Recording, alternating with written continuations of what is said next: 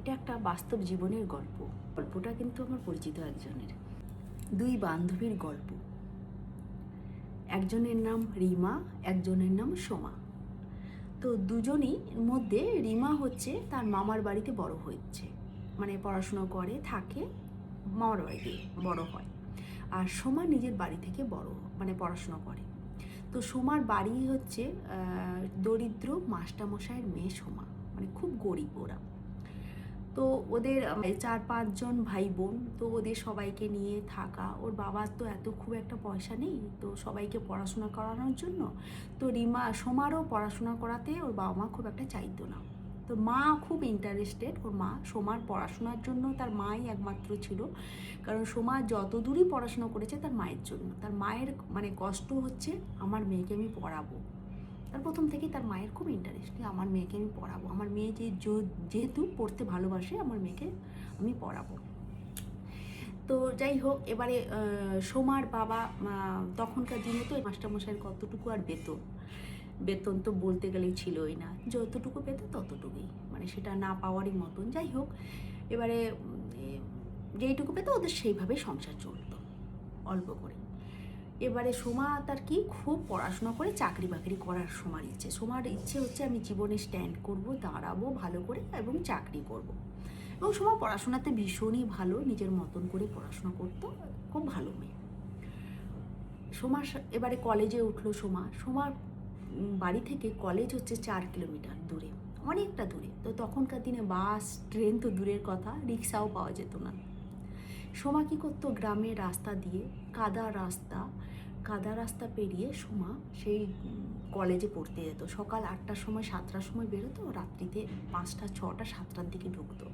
তো মাঝ রাস্তায় তাদের খাওয়া দাওয়ারও অবস্থা ছিল না, সোমা না খেয়ে থাকতো। তো সোমার সাথে একজন তার বন্ধুর আলাপ হলো, রিমার বাড়ি হচ্ছে কলেজের ঠিক পাশাপাশি জায়গায়, মামার বাড়িতে থাকে। এবারে রিমা তখন সোমাকে বলে, তুই আমার বাড়িতে খেয়ে নিবি দুপুরবেলা, তুই যখন আসিস এত কষ্ট করে, তুই আমার বাড়িতে খাস। তো সোমা কী করতো, ঠিক আছে, পেটের তো কষ্ট হয়, কোনো বন্ধু খেতে বলছে, খিদে পাচ্ছে, খাবেই তো, সোমা তো খাবেই। সোমার সাথে রিমার খুব বন্ধুত্ব, কারণ খিদের সময় মানুষকে যদি কেউ খেতে দেয়, তার থেকে ভালো বন্ধু বা ভালো কেউ পৃথিবীতে আর মনে হয় মানে পাওয়া যায় বলে মনে হয় না। মানে ওই সব থেকে তখন মনে হয় ওই আমার সবার থেকে ভালো বন্ধু, আমাকে আমার খিদের সময় আমাকে দুমুঠো ভাত খেতে দিচ্ছে। তো ওই করে সোমা আর রিমার মধ্যে বন্ধুত্ব খুব বেশি, দুজন দুজনকে পাগলের মতন ভালোবাসতো, মানে এরকমই আর কি, দুজন দুজনকে হেল্প করতো।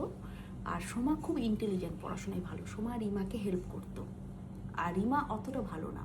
তো যাই হোক, এবারে কলেজে ক্লাস হলো, first year second year third, তখন তার যেটা ছিল। তো সোমা পাস করলো, সোমা বিএ পাস করলো, কিন্তু রিমা ফেল করে গেল, রিমা পাস করতে পারলো না। তো যাই হোক, সোমারও খারাপ লাগলো যে রিমাটা পাস করতে পারলো না, আমার এত ভালো বন্ধু। আর রিমারও খারাপ লাগলো, সোমাটা পাস করে গেছে, আমি তো করতে পারিনি। যাই হোক, তবুও তাদের মধ্যে বন্ধুত্ব কিন্তু ভালোই ছিল, কোনোভাবেই বন্ধুত্ব কিন্তু কাটেনি। এবারে সোমার ইচ্ছা হচ্ছে আমি টিচার হব। তখনকার দিনে মানে এত পড়াশুনো করেছে, টিচার তো হবেই। এবার সোমার মা আর বাবা কি করলো, যেহেতু গ্র্যাজুয়েশন পাস হয়ে গেছে, তো ভাবলো যে না, ভালো ছেলেকে দেখে একটা বিয়ে দিয়ে দিই, তারপরে পড়লে পড়ুক, চাকরি করলে করুক, যা ইচ্ছে করুক। তো এই করে সোমার মা জোর করে একটা টিচারের সাথে বিয়ে দিয়ে দিল। এবারে বিয়ে হয়ে গেল, সোমা তো চলে এলো বাড়িতে। এবার শ্বশুর শাশুড়ি, সোমার বর হচ্ছে খুব স্ট্রিক্ট প্রিন্সিপালের লোক। ও মানে উনি ভাবলেন যে চাকরি বাকরি করার থেকে আমার মা বাবা আছে, ওনাদেরকে তোমাকে দেখতে হবে, তোমাকে করতে হবে, চাকরি বাকরির কথা পরে ভাববে। আর সোমার শ্বশুরবাড়ি হচ্ছে আভিজাত্য বাড়ি, মোটামুটি ফ্যামিলি ভালো সোমার বাড়ি, সবাই মানে দাদারা, ননদরা সবাই, শ্বশুরমশাই টিচার ছিলেন। তো ওনাদের অবস্থা খুব ভালো, ওনারা আভিজাত্য ফ্যামিলির লোক, ওনারা যথেষ্ট মানে সোমাদের থেকে অনেক ভালো ফ্যামিলি। তো সোমার বর বলল যে না, তোমাকে চাকরি বাকরি এখন ভাবতে হবে না, আমার বয়স্ক বাবা মা আছে, তোমাকে দেখতে হবে, থাকতে হবে।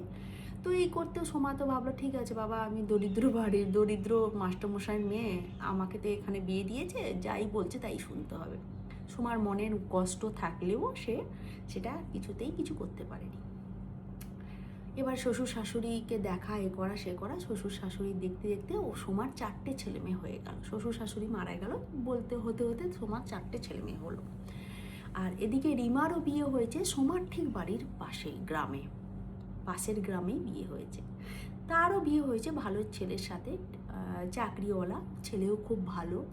এবারে সোমা খুব খুশি, রিমাও তার পাশে চলে এসছে, দুজনের বন্ধুত্ব কত ভালো। এবারে মাঝে মাঝে দুজনের বাড়িতে চলে যেত, আসতো, গল্প করতো, আড্ডা মারতো, এই করে দুজনের বন্ধুত্ব যেন আরও দ্বিগুণ হয়ে যায়। দুজনের কেনাকাটা, খাওয়া দাওয়া সব কিছু যেন আরও দ্বিগুণ। এদিকে সোমার বর প্রথম টার্গেট ছিল আমার ছেলে মেয়ে যেন সবাই খুব ভালোভাবে মানুষ হয়। সে সবসময় চাইতো আমার ছেলে মেয়ে যেন ডাক্তার, ইঞ্জিনিয়ার, প্রফেসর, মাস্টার সব যেন এই ধরনের হয়, আমার প্রত্যেকটা ছেলে মেয়ে। আর রিমার বরের প্রথম থেকে টার্গেট ছিল আমার যেন প্রচুর সম্পত্তি হয়, প্রচুর সব কিছু, আমার ছেলে তো হবেই, আমারও যেন বিশাল সম্পত্তি হয়। রিমার বরের এই ইচ্ছেটা প্রচুর ছিল। তো মাঝ রাস্তায় সোমার বরের সাথে রিমার বরের একটা ঝামেলা শুরু হয়। সম্পত্তি নিয়েই। মানে একটা কথা জানবে, সম্পত্তি একটা এমন জিনিস না, মানুষ মানুষকে চিনতেও পারে না, শেষ করে দেয়।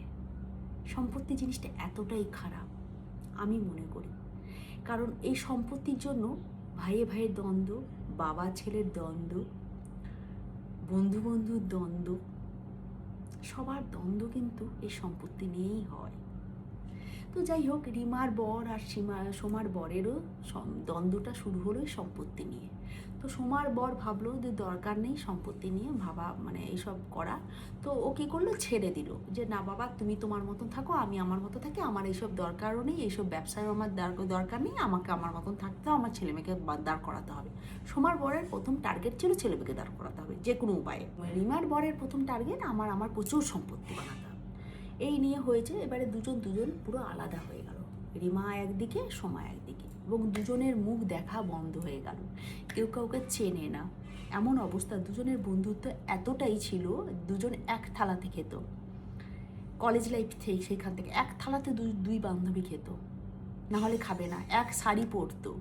সেই বান্ধবী দুজন দুদিকে চলে গেল, এর মুখ দেখে না, সে তার মুখ দেখে না, এই হচ্ছে দুজনের পরিস্থিতি। যাই হোক, হাজব্যান্ডের চাপে হোক বা নিজের জন্যই হোক বা ফ্যামিলির জন্যই হোক, যাই হোক, দুজন দুদিকে। এবারে সোমারা কী করলো, ছেলে মেয়েকে নিয়ে ভালোভাবে মানুষ করতে চেষ্টা করলো। প্রত্যেকটা ছেলে মেয়ে সোমার কিন্তু দাঁড়িয়ে গেল, কারণ সোমার বরের প্রথম টার্গেট ছিল যতই কষ্ট হোক আমার প্রত্যেকটা ছেলে মেয়েকে আমি দাঁড় করাবো। আর রিমার বরের একটাই ছেলে, সোমার 4টে ছেলে, রিমার একটাই ছেলে। রিমার বরের ওই প্রথম কথা, যে সম্পত্তির পেছনে দৌড়তে দৌড়তে ছেলেকে আর দেখাই হলো না। ছেলে আর মোটামুটি পড়াশোনা করার কোনো ইন্টারেস্টও নেই, এখন মোটামুটি ছোটোখাটো বিজনেস করে, ব্যবসা করে, যাই হোক ওই রকমই থাকে। এখন রিমা আর সোমা দুজনেই নাতিপুতিকে নিয়ে থাকে। দুজনের এখন একটা এমন অবস্থা হলো, রাস্তায় দেখা হলেও এদিকে মুখ ঘুরিয়ে যায়, সে সেদিকে মুখ ঘুরিয়ে যায়, কেউ কাউকে তাকায় না। দেখলেও খারাপ লাগে না? আমার তো মনে হয় লাগে। সত্যি কথা, মানে এটা ভাবার বিষয়, একটা বন্ধুত্বকে কি করে কেউ নষ্ট করে দিতে পারে এইভাবে, যে রাস্তায় দেখা হলেও দুজনের দিকে তাকাতে পারে না, কথা বলতে পারে না। এটা খুব খারাপ লাগে। এ থেকে আমরা শিক্ষা পাই কি বলতো, জীবনে নিজের জন্য বাঁচো, কারোর জন্য নয়।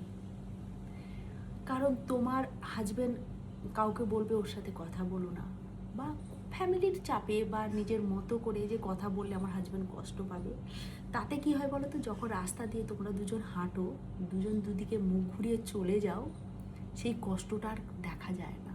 একটা থালাতে খাওয়ার লোক ছিলে তোমরা, আজকে একদিকেও তাকাচ্ছেও না, দুজনের দিকে তাকাতেও পারো না, কথা তো দূরের কথা। তো এটাই হচ্ছে একটা মানে খুব কষ্টের একটা গল্প বললাম তোমাদেরকে। তোমাদের কেমন লাগলো প্লিজ জানিও। এখন দুজন দুদিকে, কেউ কাউকে তাকায়ও না, চেনেও না। আর সোমার বর তো বাদ দাও, ওরা তো মানে এ রাস্তা দিয়ে এলে ওরা ও রাস্তা দিয়ে বেরিয়ে ছুটে পালায়, এরকমই অবস্থা, কেউ কাউকে দেখেও না। তো যাই হোক, এখন মনে হয় অনেক বছর পরে মনে হয় রাস্তাতে, এখন মনে হয় দেখা হলে আপাতত দুই বন্ধু, কিরে কেমন আছিস, ভালো আছিস, এইটুকু কথা বলে অনেক দিন, অনেক বছর পরে। কিন্তু ওই 10 বছর কি 15 বছর 20 বছর কষ্টটা ওদের দুজনের খুব ছিল।